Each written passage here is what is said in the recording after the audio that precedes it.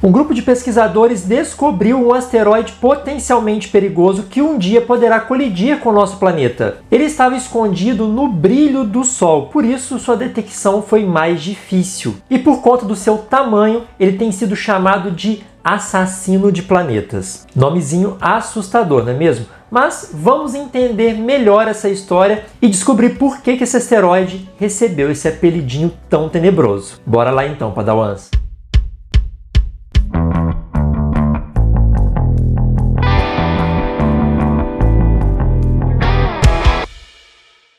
Padawans, um asteroide denominado assassino de planetas acabou de ser descoberto e ele estava escondido ali no brilho do Sol. E justamente a posição dele em relação à Terra e à nossa estrela, né, o Sol, foi o que dificultou a detecção dessa rocha espacial gigante, que, diga-se de passagem, tem aí 1,5 quilômetro de diâmetro, ou seja, 1,5 km é a largura aproximada desse asteroide, que os pesquisadores denominaram aí de potencialmente perigoso, porque a sua órbita um dia pode coincidir com a órbita do nosso planeta.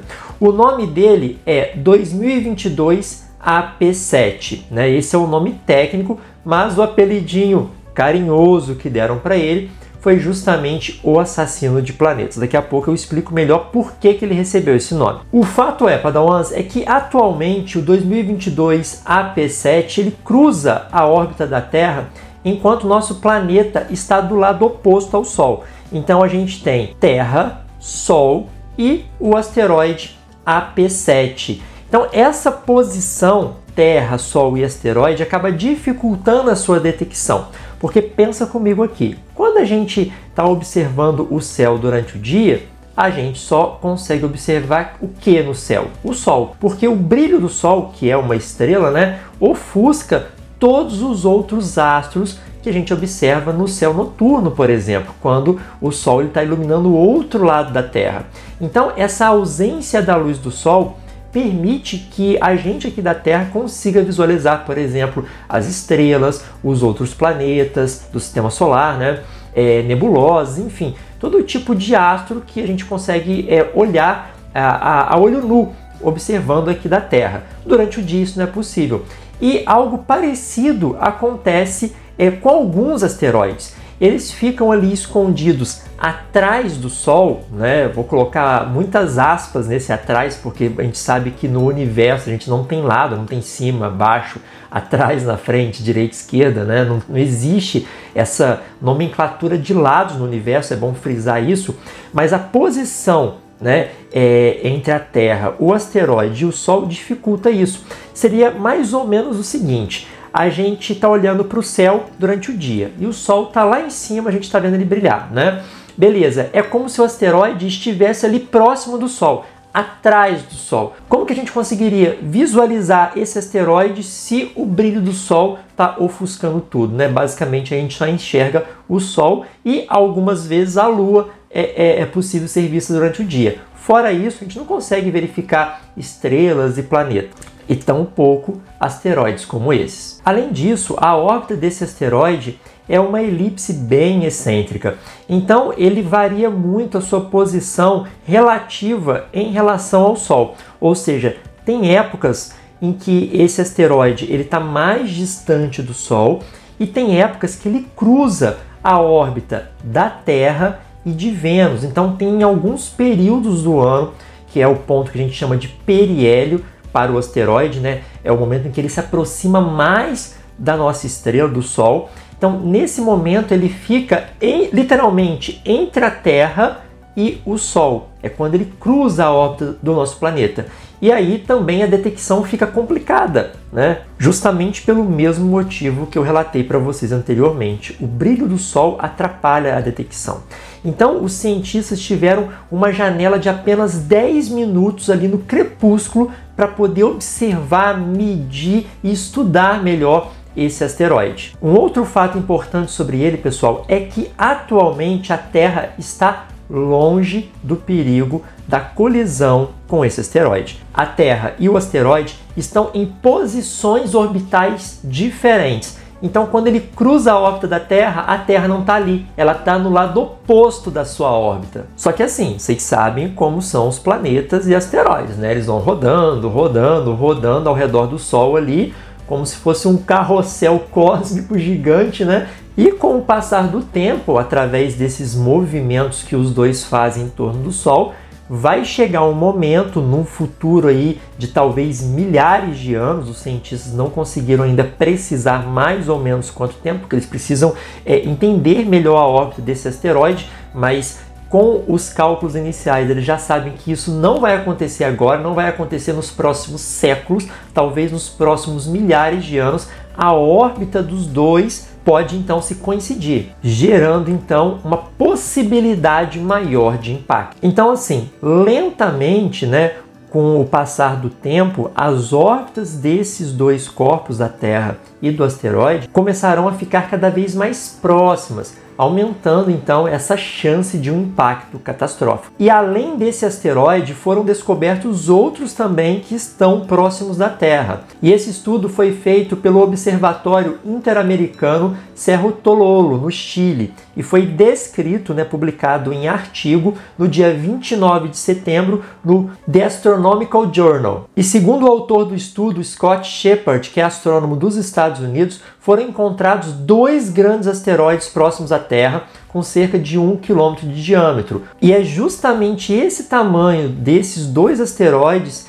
que lhes dão o título de assassinos de planetas. Por quê? Um asteroide de 1 km de diâmetro, pessoal, se colidisse com a Terra, teria energia suficiente para provocar um evento de destruição em massa, causando então uma grande extinção na Terra. Agora vamos fazer uma pausa aqui para a gente entender essa palavra extinção. A Terra já passou por pelo menos 6 processos de extinção em massa, por diferentes motivos. Um dia ainda faço um vídeo explicando melhor esses eventos. Mas quando a gente fala em extinção em massa, a gente não está querendo dizer que toda a vida seria extinta. Até mesmo porque eu falei para vocês que a Terra passou por pelo menos 6, então a gente não estaria aqui batendo esse papo se toda a vida tivesse sido erradicada.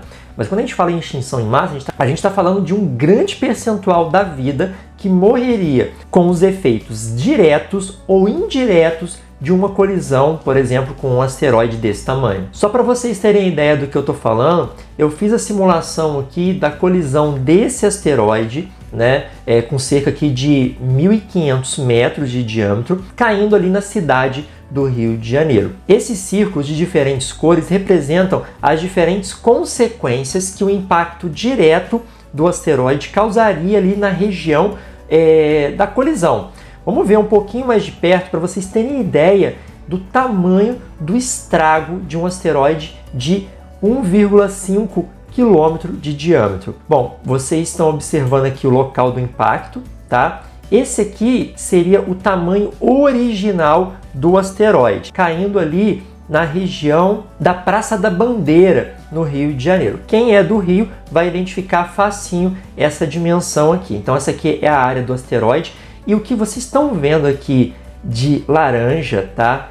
É a cratera criada pelo impacto. Olha o tamanho da cratera. Tudo dentro desse círculo laranja seria destruído. Tudo. Então, a cidade do Rio de Janeiro, uma grande parte da Baía da Guanabara, Niterói, São Gonçalo, Duque de Caxias, parte pelo menos, né? Tudo isso aqui viraria um buraco só. E aqui nas outras cores a gente vai tendo as outras consequências diretas do impacto. Por exemplo, dentro da área amarela a gente teria uma mortalidade de praticamente 100% das pessoas e uma destruição em massa dos edifícios da região. Aqui na área vermelha a gente teria ainda praticamente a maioria dos edifícios sendo destruídos e a maioria das pessoas morrendo por causa do impacto, principalmente ali por causa do calor, né, da energia dessa colisão.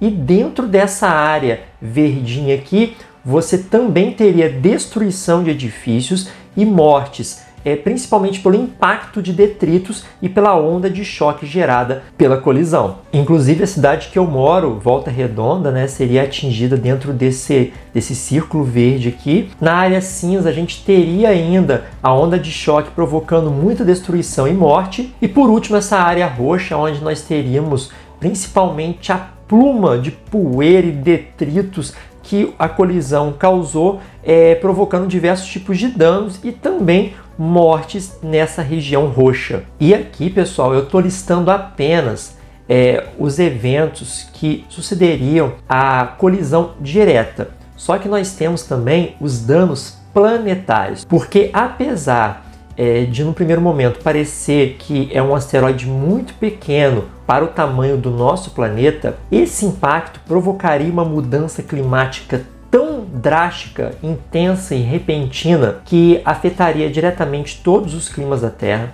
A Terra entraria num processo de inverno, vamos comparar aí com o inverno vulcânico, né? A gente começaria um processo de resfriamento global.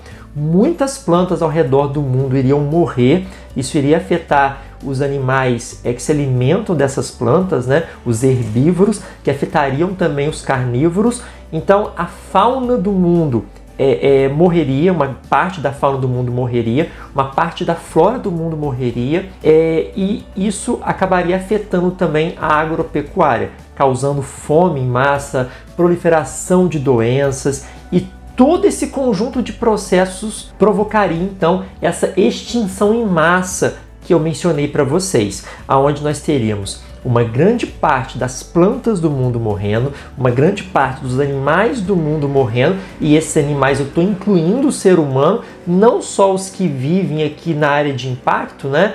Aqui eu estou colocando uma área hipotética, obviamente, mas também pessoas do mundo todo, por conta das consequências das mudanças climáticas desencadeadas pelo processo de colisão. Bom, mas se é tão difícil encontrar asteroides assim, né, por causa do brilho do Sol atrapalhando, como que esses cientistas conseguiram descobrir? E para encontrar esses asteroides, os astrônomos treinaram a Dark Energy Camera do telescópio Cerro Tololo, lá no Chile, que é um telescópio ali de 4 metros. E como essas observações eram praticamente impossíveis de se fazer durante o dia, eles tiveram, como eu falei para vocês, cerca de 10 minutos antes do crepúsculo acontecer, né, para fazer essas observações. E vale destacar aqui, pessoal, que existem quase 30 mil objetos que são considerados objetos próximos da Terra, que um dia podem colidir com o nosso planeta, mas desses quase 30 mil,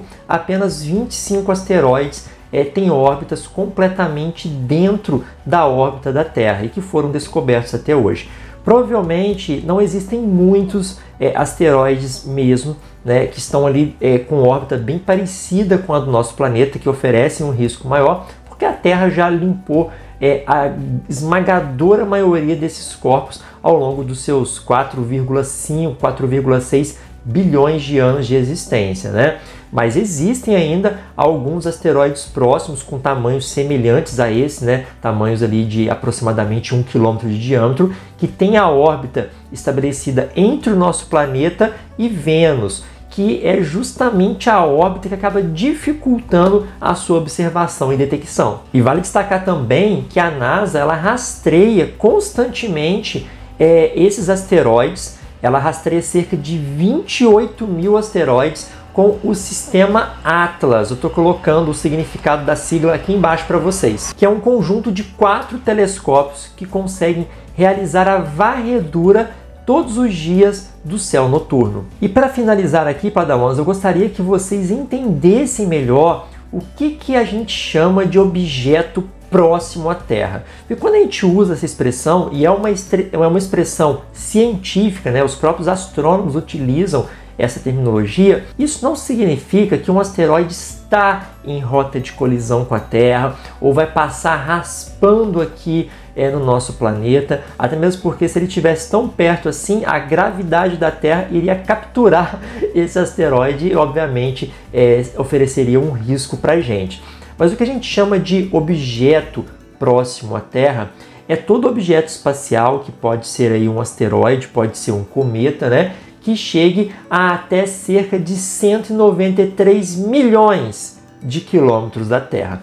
Para vocês terem ideia dessa distância, a distância entre a Terra e o Sol é de cerca de 150 milhões de quilômetros da Terra até o Sol. Então, qualquer corpo que chegue ali por volta de 193 milhões, que é uma distância maior do que da Terra até o Sol, é classificado como objeto próximo da Terra.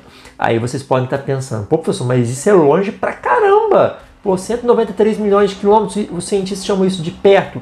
É porque, em termos astronômicos, sim, isso é muito perto. Tanto é, pessoal, que em astronomia a gente utiliza uma unidade de medida de distância chamada de unidade astronômica. E uma unidade astronômica corresponde à distância entre a Terra e o Sol. Mas a NASA já calculou a órbita desses 28 mil objetos que estão próximos da Terra e que já foram descobertos, porque a gente pode descobrir um aí novo, né, nesse meio tempo.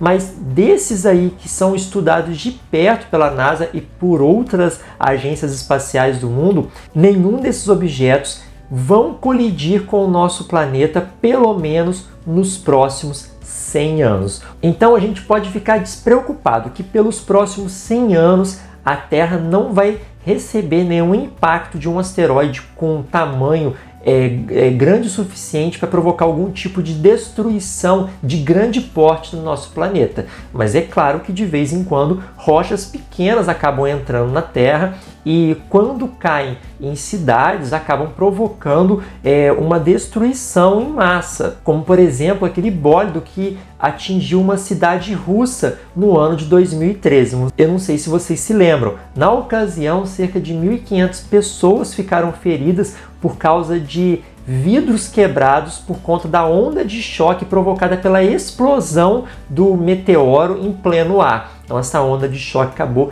quebrando muitas coisas na cidade, ferindo cerca de 1.500 pessoas. Então assim, mesmo que seja uma rocha pequena, ela pode provocar sim muita destruição e talvez morte. E é exatamente por isso que esses programas de detecção de asteroides são tão importantes, né? Porque para a gente conseguir se defender, primeiro a gente precisa descobrir, né? Se tiver algum asteroide em rota de colisão com a Terra, né, a gente precisa descobrir ele com antecedência para que a gente possa tomar algum tipo de medida. E a gente já sabe que atualmente nós conseguimos criar uma tecnologia capaz de desviar a órbita de um asteroide. Se a gente conseguir descobrir esse asteroide com uma certa antecedência e verificar que, sei lá, em 15 anos ele vai colidir com a Terra, a gente consegue enviar uma sonda para impactar o asteroide e assim conseguir desviar a sua órbita, como foi o caso da sonda DART, que foi o primeiro sistema de defesa planetário já testado pela humanidade. Mas a China também está desenvolvendo um próprio sistema de defesa, mais ou menos na mesma tecnologia que a sonda DART, e em breve vai fazer esse teste aí também. Bom, Padawans, então vocês acabaram de conhecer o 2022 AP7, o asteroide chamado de assassino de planetas, mas por enquanto ele não vai assassinar nenhum planeta porque ele está bem longe da Terra. Gostou do vídeo? Curta, comente, compartilhe com os colegas. Chegou aqui agora e não me conhecia, aproveite para se inscrever e ativar o sininho para não perder nenhum vídeo novo. E se você gostou muito do meu conteúdo, pense em se tornar membro ou deixar um valeu demais. Eu vou ficando por aqui, um grande abraço, boa semana e até mais. Tchau, tchau.